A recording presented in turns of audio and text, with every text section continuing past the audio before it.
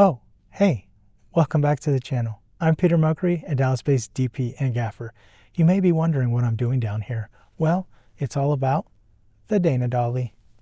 In today's video, I'm going to show you some setups for getting really low or getting up high using stands or even Apple boxes, and I'll throw in some tips and tricks whether you've been doing this for years or you're just starting out. Let's get into it. All right, hey. Come on. All right, so what we're going to do is we're going to set up a Dana Dolly. The first thing I ask the DP when they ask for a Dana Dolly is, do you need 4, 6, or 8 foot speed rail? That way I know what to set up. I'm gonna take you through the whole setup process. So first off, let's go ahead and get our track ends.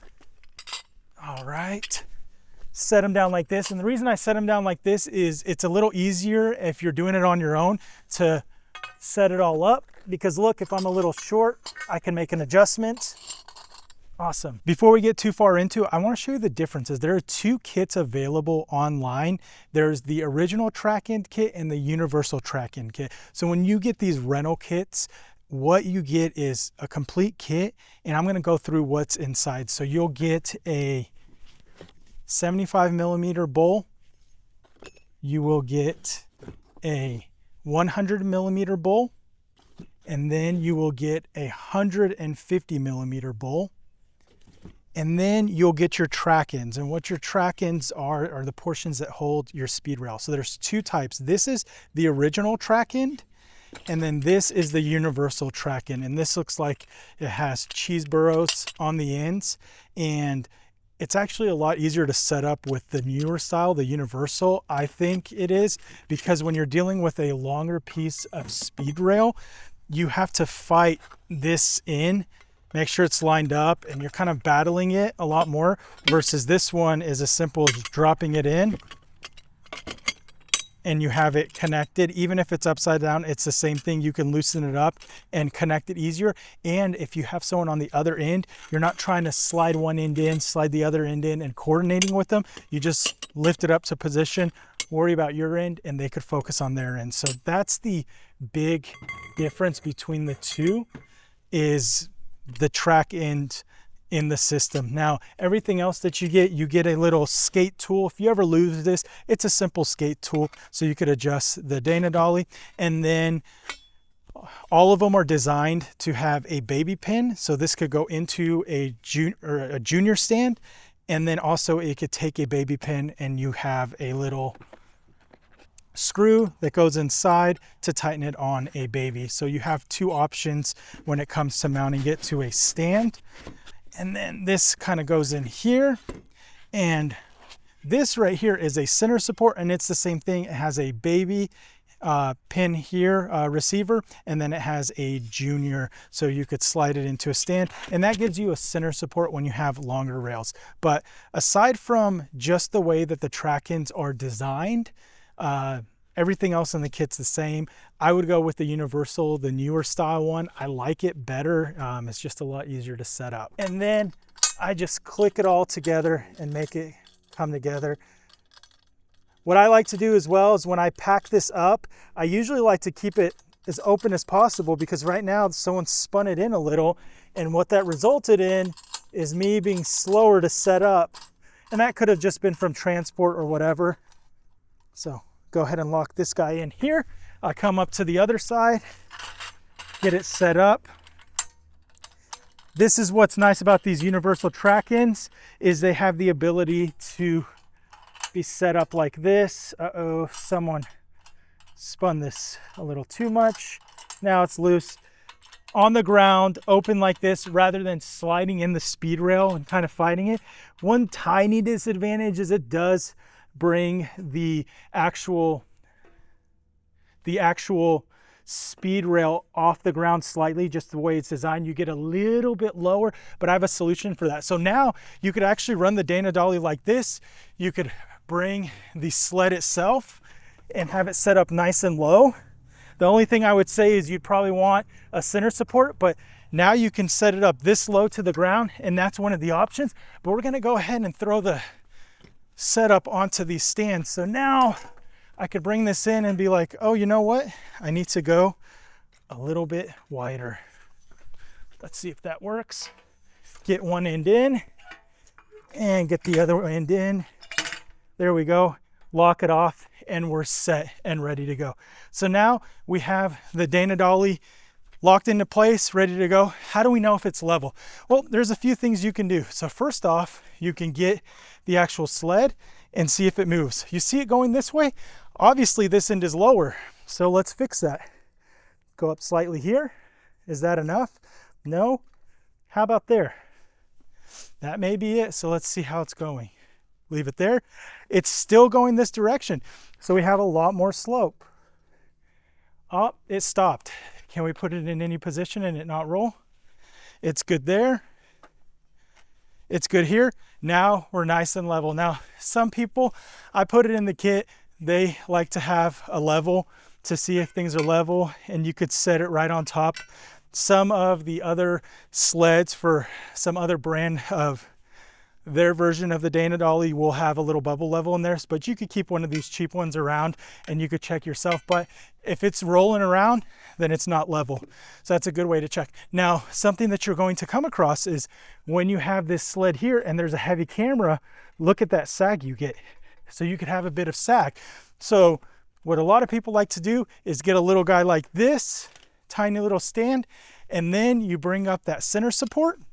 And what you want to do is you want to attach that center support and then bring it underneath, lift up, lock it in. So then whenever you actually get a load on it, it doesn't flex as much. So now we're supported in the middle and we're good. Just make sure you don't bring it up too high where you create a bow across the system. So now you have a center support. You can also use the same stands that you already have to give yourself a center support. So we've got it built out. Let's go ahead and put a tripod head on it. So I'm going to grab the 75mm bowl, and I've got a little trick up my sleeve, I think.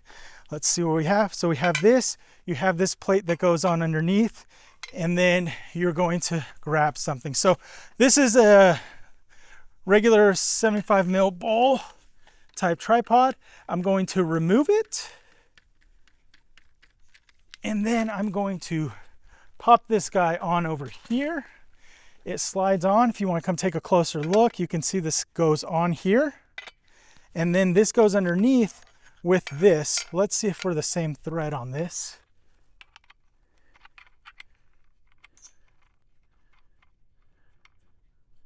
We are not. Okay, so with this system, which I have an adapter for your typical Manfrotto heads, but one thing you will come across with a setup like this, see, I already messed up, guys.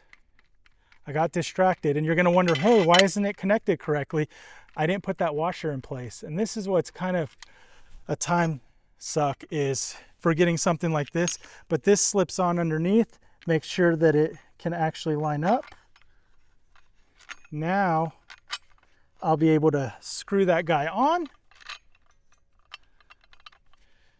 There we go. Line this guy up, and we are good to go. And you do have the ability to adjust it and level it, make sure your camera's level.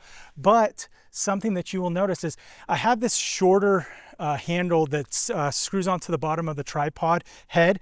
This one's for Manfrotto. It's a different thread than this Sackler. And the problem is, if you don't have a short one like this and you go across, if you look here down the center, you will actually hit your center support. And that's a problem. So if you look right here, you can see here's the center support here, and then here's that handle. It hits. So that becomes an issue. So you have to pay attention to that and have a shorter little knob screw that goes to the bottom of it. I have a shorter one for pretty much all the other tripods except for this guy. So that's something to consider. But there's another option out there on the market. So I'm going to show you a different setup that's actually really nice, because you saw how long that all took to set up. This is the active system from Sattler, and it is a quick release, which makes it really simple. So you have to get a special actual plate for it, and then you can actually attach it to everything that you need. All right, so what I'm going to do is I'm going to snap my fingers, and this is going to be installed. What you do is you pull these 3 screws out, you line it up here, and it's ready to go. Here we go. Wow, that was quick, and look, it can clear now, and it's a very low profile system. What's really great about it is if I need to move from tripod to Dana, I don't have to have a second head on the Dana itself. So if you're limited on resources and you don't want a separate head just for the Dana, you have that ability. So that clicked into place. I'm going to lock it in where I need it. Great. Make sure it's nice and tight. Everything's locked off, looking good. Now, something that's common when you're getting set up is to have a couple clamps. I like to use the plastic ones. I know the metal A clamps are really good, but they do bite into the actual speed rail. And I know you don't need to baby it. It's on set, it's gonna get destroyed, but I like to keep it as in good shape as possible. So this can just be here, the other one on the opposite side, and that prevents it from sliding around. So then when I do grab my camera and I attach it, it's not gonna go somewhere that I don't want it to.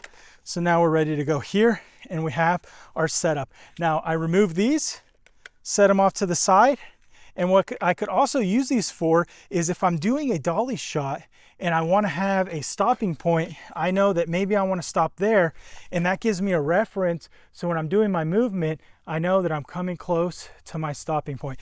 Now, something else that you can do to make it stop, and it's a little trick, is just turn one of these around sideways. So you just rotate it, and now it won't move. Now, some people will only run a Dana with the tip over accessory. And what it is it's kind of looks like a C, and it attaches here, and it prevents this from coming off, because right now this can just be picked up and it could come off, but it could also be knocked over. So that's something to consider when doing a setup, is the safety of things. Now, if it's moving too smoothly, a good little trick is grabbing a speed bag, not a speed bag, goodness gracious, a shot bag, and adding some weight to the actual dolly itself to give it a little more weight to it so it doesn't get pushed as easily. You could think about it, if you had to push something really lightweight, it could just fall over and it could be hard to push. But if you push something that's heavy like a car and you start going, it gets momentum and it's a lot smoother. So that smooth motion with that extra weight can be helpful. That's the same that applies if you're going handheld. If you have something really lightweight handheld, you can be a lot more shaky than if it's something heavier. You get more of a smooth movement for handheld shots. So they'll tell you, load up your cinema camera that doesn't have stabilization with some weight, so it's a lot smoother on those shots. So I'm gonna set this over here. Oh goodness, we have a table in the way. I'm gonna move that out of the way. So we have this set up, everything looks good, and now they're saying that it is too tall. What do we do? So some people, to remove the camera, they'll just pick it up, set it off to the side. You got to watch out because it is wheels, it could roll away, so you got to be very cautious of that. But now we're going to go a lot lower, because that's what they asked for. So we're going to drop this center support out, set it off to the side, and then what we're going to do is we're going to drop this to the ground. But first, they said they wanted it to go about the height of a couple of apples. So that's why you keep apples around, they're so amazing. So we're gonna drop a couple apples, make sure this is completely loose. Oh, that's so loose it popped out. Great. And here we go. And now we have it nice and low. So what's really good about the apple scenario, it's the same thing. You could get a center support with a third apple. I'm not gonna go grab that right now, but now we're a lot lower. Now, if they wanted to go even lower than this, we have the ability to drop it even lower.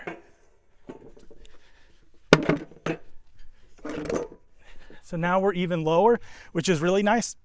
Now, if they say it's still not low enough, let's go lower. All right, we got you. We're gonna go all the way down. Now, I have a question for you guys. Is this as low as you can get the camera? I know it's as low as we can practically get the rails, but is this as low? And you can see, because this ground is a little uneven, you may need to shim it over there and do a little bit of something to raise it up. Sometimes you could pick up a pack of shims from your hardware store. They're very inexpensive. Or you could have a couple little doorstop wedges, things like that, to make this nice and level, but we could stop it from sliding. So is this as low as we can get the camera? The answer is no. There's a few options. Obviously, you could get camera department to shrink down their setup. That is an option. You could remove the head and just kind of get the camera low on that. Or you could go another option. I'm actually going to raise this up and show you how high we can get with it raised up on these. Great. There's that. Obviously, it's always better to have help. You'd want to put shot bags on both of these stands, make it nice and sturdy. Bring these guys up, and here we go. We're nice and tall, so I could actually stand and operate this. So if it's something like an interview, someone's in a high chair, we could get that shot we need. Or if it's something that just needs to be a lot higher, you can elevate and change that. Obviously, you'd still need to put a center support on. So that's where this little guy would come in. You want to make sure everything's nice and tight, nice and stable, because that'd be terrible for that to fall down. Now, this is always a point of failure on a set because people underestimate that this slides, and sometimes they'll move something, they'll walk away.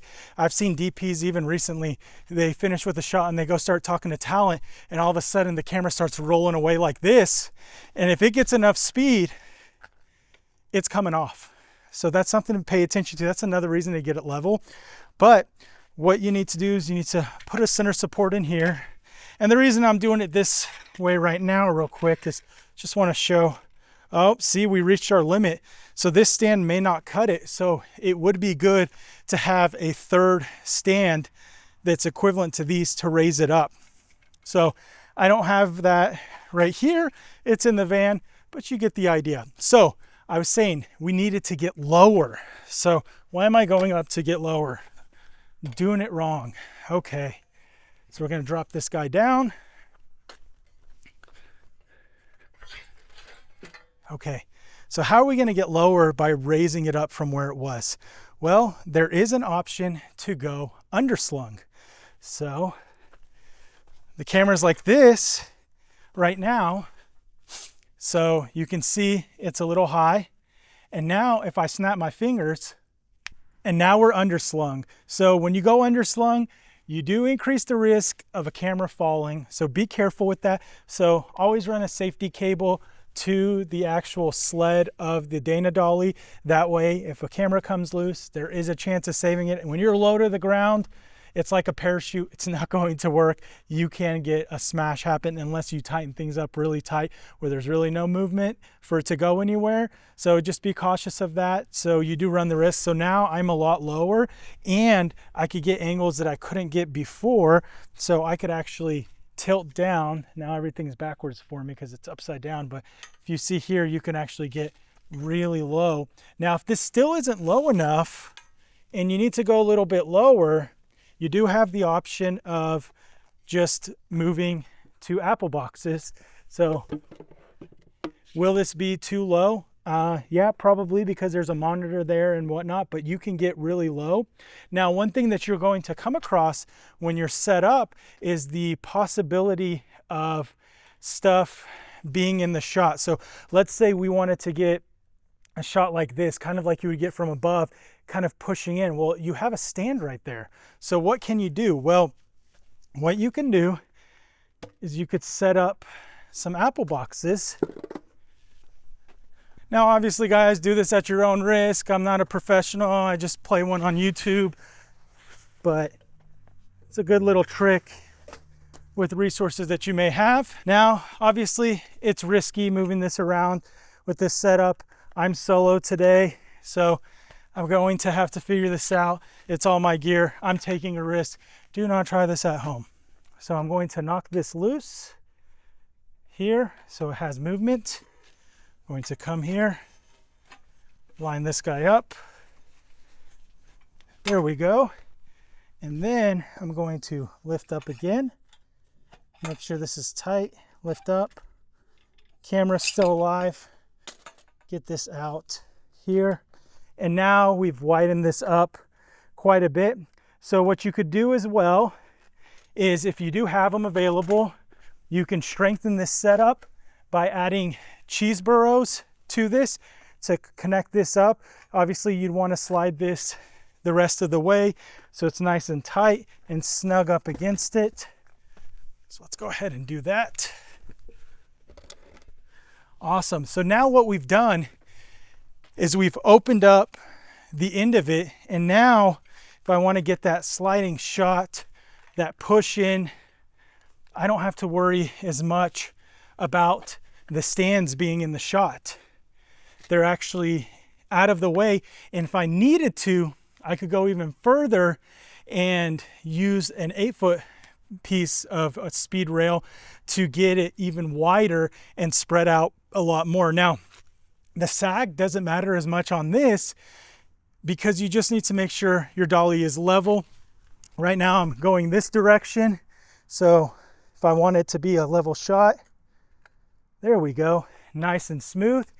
And then you could also, what's really cool about the Dana Dolly and what it has set up, because it is designed for creators like us and mine, is on top, if you come close here, you can actually see there is a 1/4-20, there's 3/8, 1/4-20, 3/8, 1/4-20, 3/8, 1/4-20, 3/8, all kinds of mounts here. So I can actually mount the monitor here, or if the camera is on top, I could have a monitor on a Noga arm, on a Magic arm, ready to go. And now I could be up top here and see everything I need and not have to be really low to the monitor, and it gives me some flexibility. So I could go even lower if I wanted to, if I needed to. Grab a third Apple box, put it on this end, and then go Chicago orientation, or even LA if I really need to go very, very low to the ground. And sometimes there are scenarios where you do want to get that low, and that's what's really cool, is you have that flexibility with this system to go as low as you want. Now, let's say we needed to go taller. Well, with it being a system that has a junior pin right there ready to go, you have the ability to get bigger stands. So these are low boys, and if I wanted to, I could set this up underslung like this and have a movement with 2 stands this tall. You could go with a full-size combo. It's really limitless on what you want to do. After getting a Dana Dolly, the next thing I would purchase is a riser. And the riser doesn't only lift the camera up. That's not its only purpose, to get it higher, because obviously you could do that with stands. Where it comes in handy is if you go from doing a shot where you're going left to right like this, and you do not see the tracks at all, when you turn and you want to do a push in or a pull out, you can reveal the tracks sooner if you're lower. So by raising this up, you don't see the tracks until later on in your movement. So you get a lot more clearance. So that's where it really comes into play. So if you have a wide shot, you can actually get further back by having it elevated, because if the camera was this low, you'd see the track. The higher you go, the better chance you have of not capturing it. So it's a really great add-on. It's the same system. It uses a Mitchell mount to go on the base, which is what the Dana Dolly's base system is. And then you have the ability to add the bowls that come with it, or you could do the quick release system like this, which makes it very easy and simple to connect. Thank you so much for watching, guys. I really appreciate every single one of you. Thank you for tuning in to the end. Let me know if you got to the end of the video down in the comments, and let me know if you've ever used a Dana Dolly and what your favorite setup is for a Dana Dolly down in the comments below. Thank you so much to everyone that watches, likes, subscribes, comments, all that nonsense. YouTube loves it. I love it. It makes me want to do more videos like this. But one thing to always remember, YouTube says click on all this random stuff. I don't know what they're talking about. Click this video, this one. Thank you so much, and I'll see you on the next one.